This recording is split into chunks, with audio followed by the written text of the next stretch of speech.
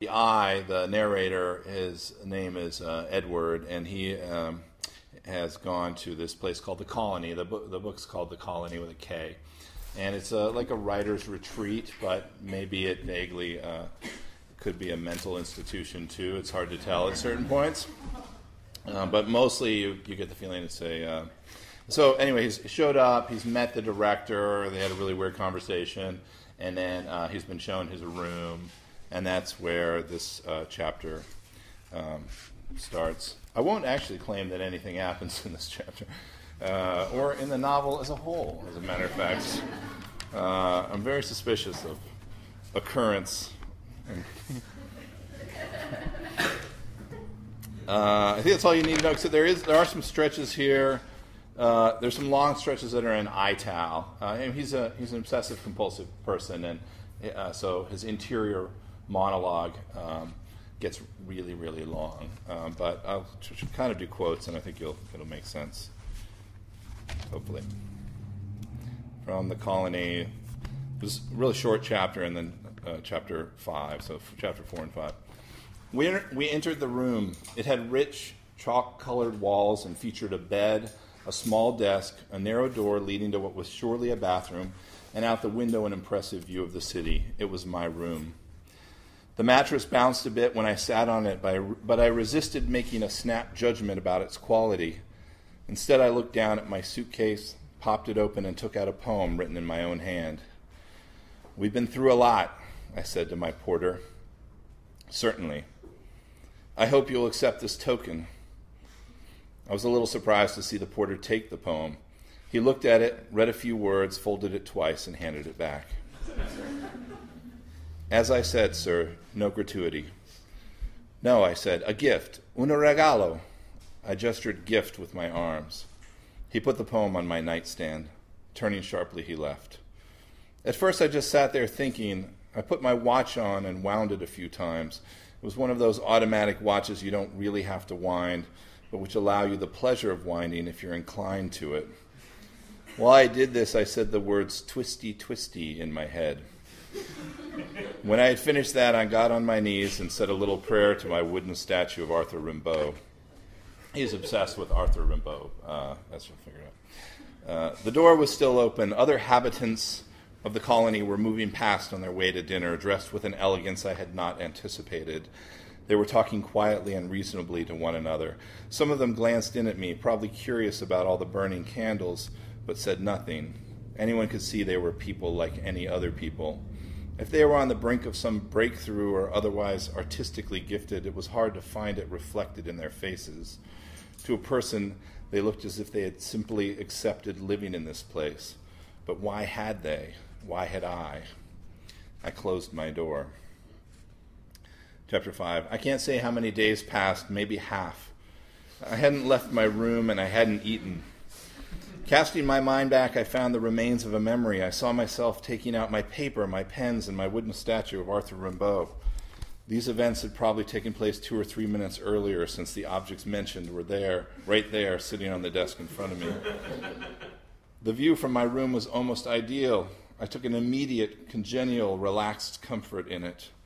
To my mind, there was a resplendent way it called forth emotions and feelings, reminding me of the many hundreds of other writers who have looked out of windows for inspiration. Far off, I could see the tips of the bridges leading out of the city, the yellow hills, and some other things that affected my sense of life. White, gray, orange, and the occasional lemony building mostly obstructed the view to the water, but they intermittently let through a pleasant vertical shaft of blue.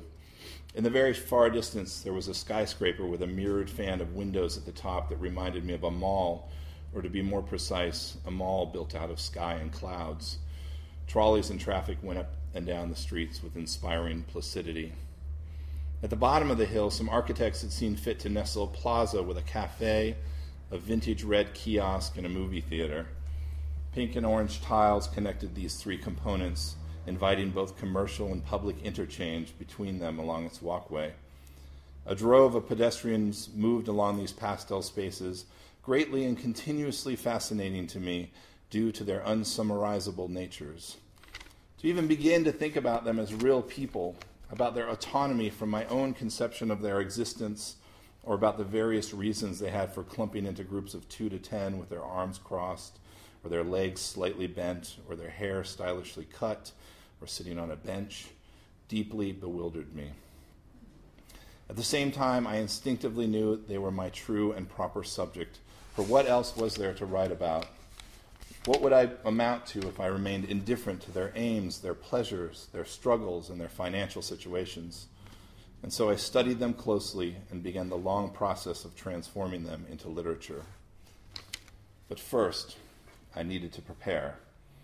There were the practical matters to be taken care of. A glass of filtered water, should I become thirsty, a row of my special cigarettes with the burgundy filters, and a rubber ball to squeeze in case my hand became cramped.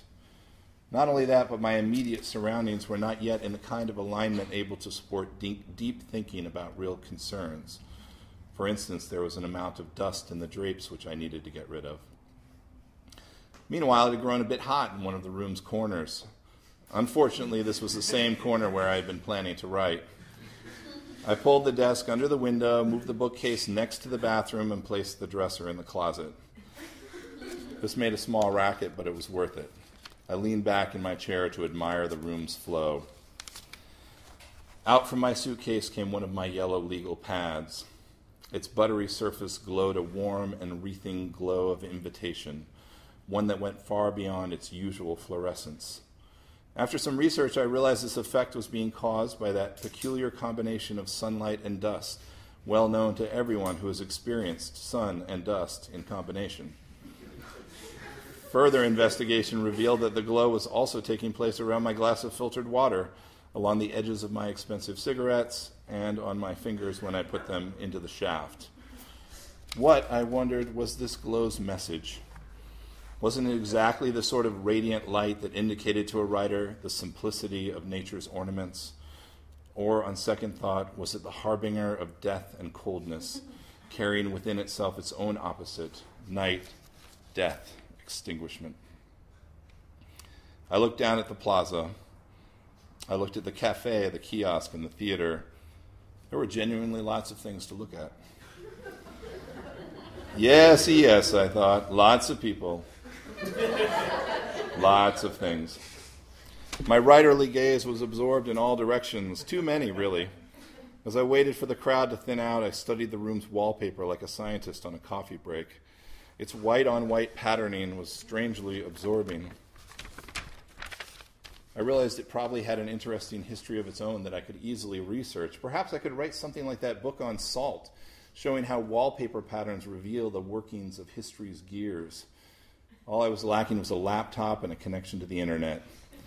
Unfortunately, such things were forbidden in the colony for reasons I didn't quite fathom. In the corner of my pad, I made a note to return to the history of wallpaper at some undetermined point in the future. No doubt it was time to start writing. But how? How seemed to be my main obstacle. I had, with great foresight, brought a couple of phrases with me for just such an occasion. In fact, I had with me a whole notebook of compact, intricate starter texts, which to most people would have looked like aphorisms or just plain notes. But using my old ideas would have only cemented my failure to really begin a new and more rosy life here at the colony. So in a modest ceremony, I burnt the notebook in the bathtub. Out with the past. As far as I was concerned, it was a new day in every sense, which required new words, new aphorisms, new experiences, and new notes. Freshness, life. Here it was all around me, especially down in the plaza. Life was really happening down there, no question about it. Now everything was in place. I put the pen's tip upon the upper left corner of my glowing pad and wrote. 30 minutes or so later, I paused to survey my handiwork. It was disappointing to find I had only managed in that time to express a single word. Certainly a word was far better than nothing, but actually, was it better than nothing? It was a funny sort of term, sitting there all by itself. To my poet's ear, it seemed to hint at a malevolent connotation I had in no way intended. Was the whole thing even a word, actually? One of its syllables sounded faintly like a deflection in a rotting floor. Certainly nothing one should find in an official word. A quick check of the dictionary reassured me, although the third and fourth definitions came as complete surprises and actually angered me somewhat. How can I allow these ridiculous buried meanings to inflect the start of my great work? Shouldn't I start over? And to be honest, what great work? It's a word, you idiot. But wait, why am I the idiot here? Granted, it's not much, but mustn't every edifice be built upon some first stone? Not always stones, of course. For instance, if it's not a stone-based edifice, then that's a different story. But even then, you have to put something down to get a building going. On the other hand, do stonecutters use the first stone they cut? They probably do, because stones aren't cheap. But words aren't cheap either. How to begin, as the great Rimbaud probably thought to himself periodically. And more to the point, how to know whether I have really begun versus whether I've only cut a sort of practice stone, which will never go into any building, but will instead probably be put in some park for kids to play on, and which therefore will not even look like a cut stone to most people, who will generally assume it to be a natural and pre-existing stone that the park builders just decided to build around. Seeing that no good would come of this line of inquiry, I changed my tactics. I tried sounding out my word. At first it was uncomfortable to say it, but I kept at it. After a while, all the repetition had made my word marginally more pleasing to my ear, but also made it harder to believe there was any human significance attached to it. Luckily, the dictionary was still open to the correct page. Look, I reminded myself, what really matters is not the word, but the act. Haven't you just put the famous pen to the famous paper? And nothing in the world can take that away from you now. Every person who writes, no matter how minimally, joins in the great tradition of the escritor, where everyone is judged with candor and objectivity. Who really cares what the specific word is or is not? Who cares how good or embarrassingly bad it is? You've given birth to it, created it, or more precisely, selected it, and in this way you've crossed over and are on your way. Furthermore, you know very well that no word of yours is ever going to escape the severity of the editing process, so it isn't like you've really committed it to paper. It's more like a sacrificial soldier storming up the hill for the exact purpose of being cut to ribbons, or else as a kind of distraction to the enemy to use up their bullets, or else, admittedly, I don't know much about how fodder is really used in warfare, maybe for reasons known only to the general. I spent some time looking up fodder in the dictionary. It has an etymology from the Old Teutonic, as it turns out. As usual, taking a respite from writing had done me some good. When I returned to my word, I instantly realized it was, in fact, a perfectly fine word, but merely was missing a companion. By itself, it lacked proportion, distance, and above all, lightness. How was it supposed to express anything when the whole life of its author was bearing down on it with all possible weight and intensity? Certainly it proved I was a maker, but the microscope of my attention was turning it monstrous and contorted. Then I realized something else. Here was another occasion for my new philosophy of hope, forward-goingness, and optimism. Lower your standards if you must, I told myself, but stick to what you've put down. The urge to erase, to retreat, will come at you furiously, buffeting you like high winds. But all you actually need is more words, eventually paragraphs, and if fate decrees, whole chapters, works and collected works. But for the immediate present, your mission is simple. Repress your doubts and steer ahead. With this as my new creed, the second word reached the paper without nearly as much struggle. Then, amazingly, a third tumbled forth, almost unbidden. Then a fourth. No, I'm sorry, the fourth didn't come yet. Sorry. Getting ahead of myself.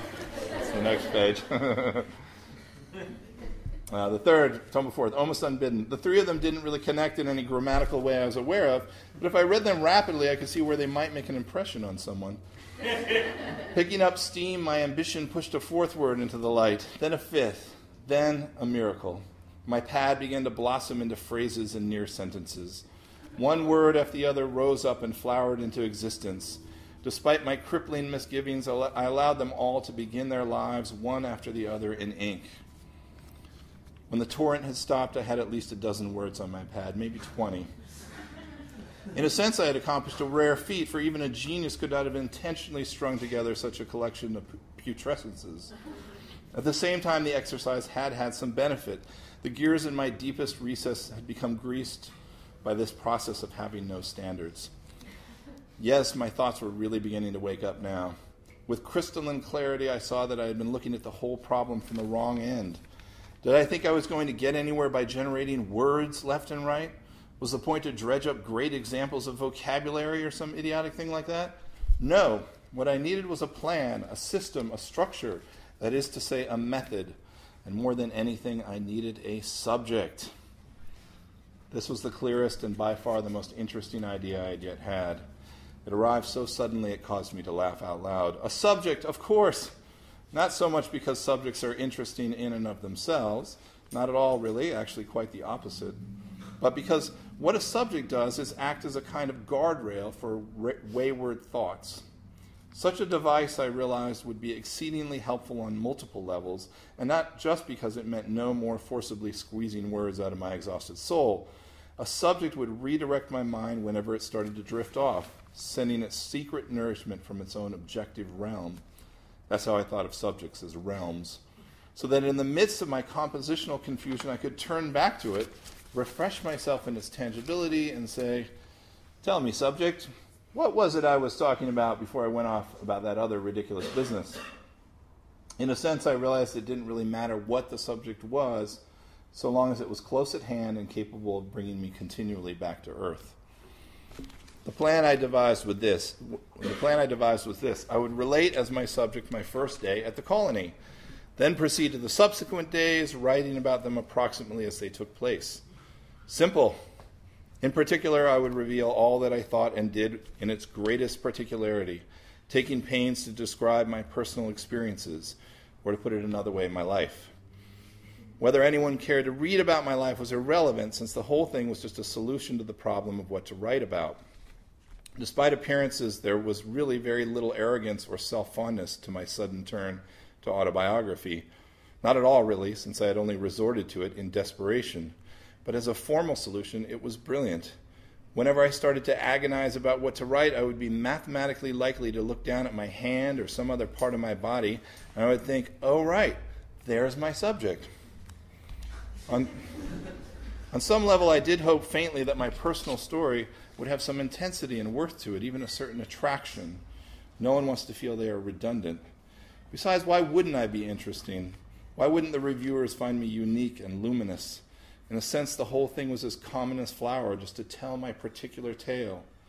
But I had stumbled on it after such a wrenching and convoluted thought process that I figured it would probably sound quite different from the other novels about the colony, which were probably being written right then in rooms all around me by desperate and subjectless writers. Still, the proof would have to be in the pudding. Luckily, the pudding immediately started to prove itself. Now that I was my own subject, writing became easier and more natural than breathing. All that morning and afternoon I wrote, converting my interior life into an inky haze, detailing my slightest whims and nuances in real time. I composed much of it by speaking out loud, laughing here and there at my own turns of phrase. After becoming especially loud and recitative at one point, someone from the other side of the wall suggested quite loudly, I thought, that I consider shoving Arthur Rimbaud up my ass. For about 10 minutes, I roamed the empty hallway, challenging the coward to come forth. But I was in the grips by then and soon returned to my legal pads, ablaze with inspiration. Soon I had forgotten the whole incident. More and more sentences poured forth so effortlessly that I allowed myself, I confess, a number of immoderate thoughts. Could I be on the verge of a breakthrough? Could this very moment one day be enshrined in literary history? Could it all be so absurdly easy? "Everything must go in," I cried. I yelled this phrase into my pillow to avoid a repeat of the Rimbaud up your ass incident. It came out even quieter than I had intended, but the idea was still there. Yes, everything, without exception, even what is repulsive, disgusting, perverted, dull, and embarrassingly slight. A compendium, in other words. I bore down upon the pen, almost dangerously so. Scenes started to fly out of its tip left and right. At some point I invented a character based on myself who lived in a chalk-colored room quite a lot like mine. Through a process of trial and error, he discovered that his life improved dramatically whenever he put a statue of a famous writer up his ass, whereas if he removed it, his life went to shambles. Naturally, he learned to keep it up there all the time. His greatest fear was that his girlfriend might discover it during the sexual act, or that he might sneeze and shoot it out in the presence of said girlfriend, or worse still, her mother. I worked out all the main characters, especially the character of the mother, down to some very fine details. With the benefit of hindsight, I can see that the entire scenario never had a chance. First of all, I was too nervous to mention the rectum in my work. And secondly, the character of the girlfriend was not terribly convincing.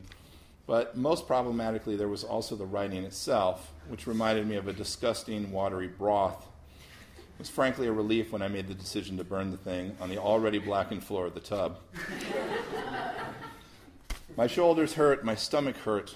I felt like I was losing grasp of my mind and my identity. Part of me tried to believe that this was a good sign. I chanted to myself the uncompromising advice of dear Arthur Rimbaud, trying to believe, per his instructions, that I was becoming a voyant.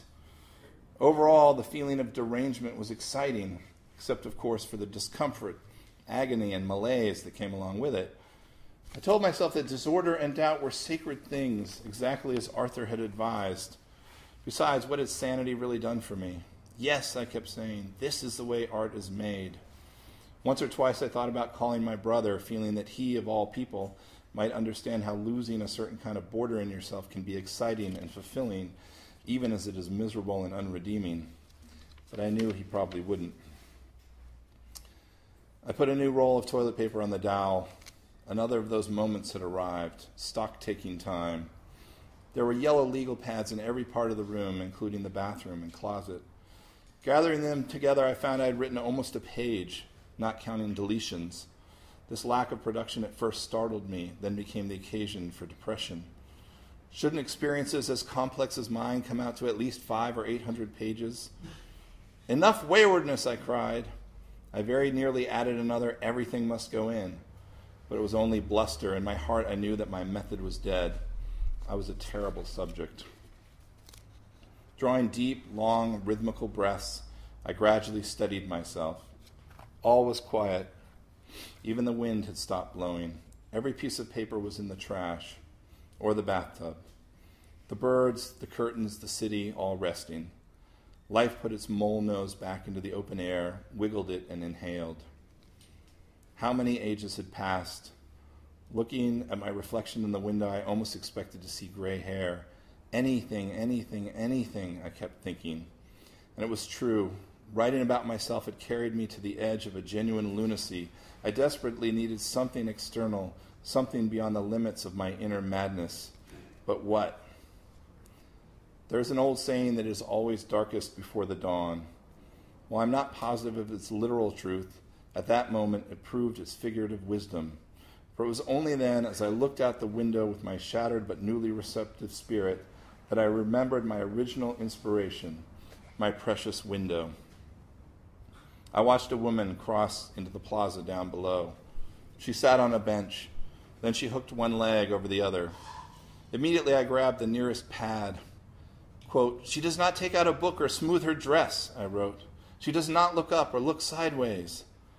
What ease. And this time it was real ease, not that sham ease I had felt earlier. Even the grammatical structure showed how quickly my writerly perceptions were sharpening. Subject, verb, object, march, march, march. My new method, which I instantly christened direct realism, became natural within just a few minutes. Why had I ever thought to concentrate on my inner experiences? Henceforth, I would be a conduit for perceptions. With mounting intensity, I wrote another sentence, another, then another, all of them real, concrete, actual. It was strange how even with direct realism as my guide, the words still fought to develop wills and hypnotic whispers of their own. But I beat them into unyielding diamonds of materiality.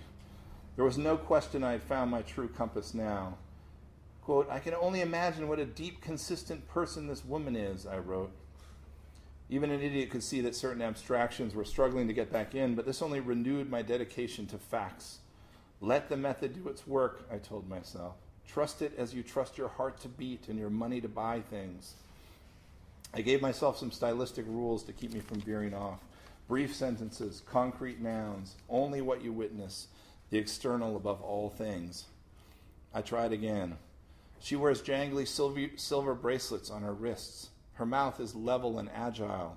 She leans back against a wall painted in vertical bands of dark and light blue. She is a duck in the water. Yes, each phrase a small spark. The hardness of the words proved intrinsically their scientific reality. Who would dare to question the value of these lines? I felt no need to delete or rewrite now. Wasn't this woman in the leaning back position? Wasn't her mouth level? Weren't her bracelets seemingly jangly?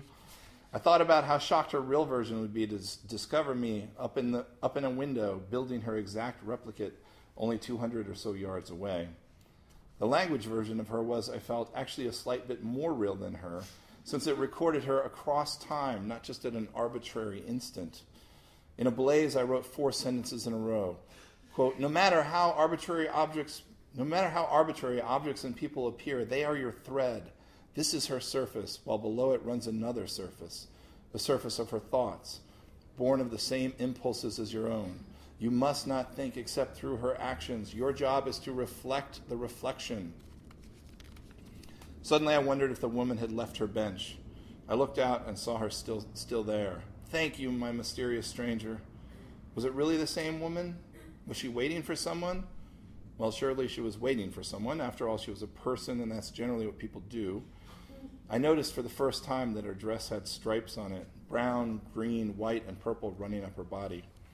I couldn't say whether she was or was not beautiful, or why that would matter, but something about her loyalty, the feeling that she would see this project of mine through to the bitter end, even without knowing anything about it, inspired me to be in love with her. I was sweating, crazed, flippant, and hopeful. The surface of the plaza had darkened. It didn't look anything like water now. I crossed out a long section that compared her to a bullfighter. Was she still there? Amazingly, she was. Was she there now? Yes. The first thing you ever saw outside of your mind, I wrote. Now I knew for certain I was writing a great work, growing and growing like a weed. My room had become dank. Somehow I was holding a butter knife between my teeth. Frenetically, I walked around a small circle on the rug, each time erasing a little more from my pad, very seldom adding anything. At regular intervals, I rushed to the window, checking my memory of her against the her of her. Then I would go back to circling. I had been contemplating her for perhaps hours. What victories had I not experienced? I had pushed my mind towards another person, an absolute stranger, more seriously and more sustainedly than I had ever pushed it anywhere. I knew that below her cheekbones, shallow lines formed from the faint insistence of her bones. I knew that something transcendent existed in the small freckle 1 inch to the left of her nose. Was that dark flake a few millimeters below that a stray bit of mascara, or was it merely the flaw that allowed for the perfection of the whole?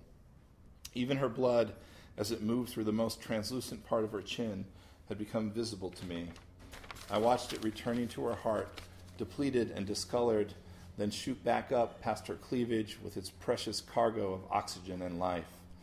She is a duck after all, I wrote, a duck on a sea of blood. For at least an hour I had been studying the discolored tiles in the bathroom. To pass the time, I had selected 12 of them and named them after the months in the French Revolutionary calendar: vintage, fog, sleet, snow, rain, wind, seed, blossom, pasture, harvest, heat, and fruit. Starvation was not yet a real danger, but I had grown quite hungry. I considered eating the repulsive lemon drop among the lint in my pocket. In so many words, I had failed. I heard the residents marching back from their dinner. I took a last stab at direct realism. Quote, the residents are marching back from their dinner, end quote. But it was just something to write. The plaza was empty. I made my final tally. Not much had survived the final hour of grisly deletions. Only a single sentence, in fact. I can't say I was pleased, but I wasn't in complete despair either, because it really was a pretty good sentence. From every angle it resonated, surrounded on all sides by examples of the language art that had been struck through, usually 10 or 20 times, to make sure they never got out of their graves. Carefully, I transferred the sentence to a fresh page, using my finest handwriting. Henceforth, my task, I felt, was to shelter and protect that string of words as if it were a sprouting plant. No doubt the second sentence, if it ever arrived at all, would have to pass through a similarly agonizing process, but I couldn't think about that now. All I knew for sure was that I had written something good. I had no doubt it could anchor as great a work as I could possibly hope to pull out of myself. I also knew, despite the brutal dashing of all my earlier hopes, that I would never lose faith in it, as indeed I never have. Exhausted, I lay down on the bathroom tile and reread it repeatedly.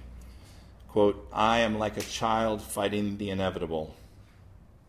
Not the best thing I'd ever written, perhaps, but really not too bad. Thanks.